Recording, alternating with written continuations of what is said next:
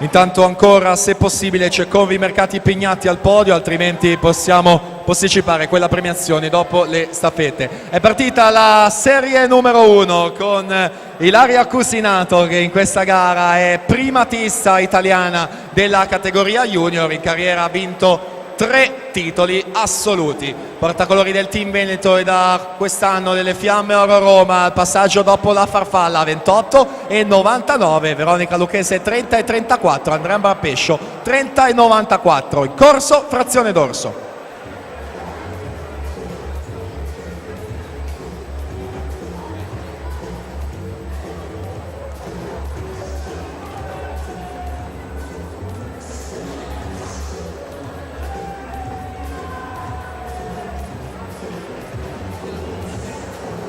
Ilaria Cusinato, siamo al termine della frazione dorso, 34 e 22.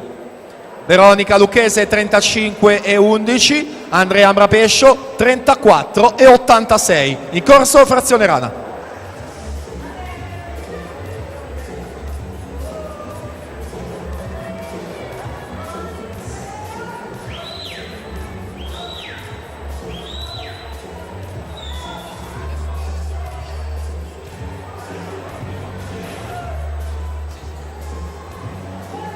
E siamo alla conclusione della frazione della rana con Ilaria Cusinato, vediamo 37 e 97.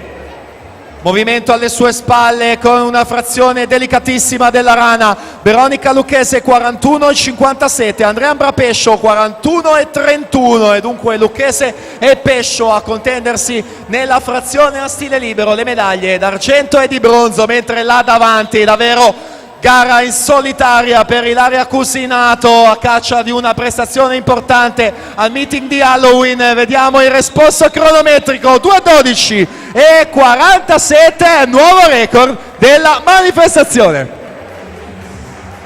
Sprint finale a stile vinto da Andrea Ambrapescio, 2:19,86, e Veronica Lucchese terza.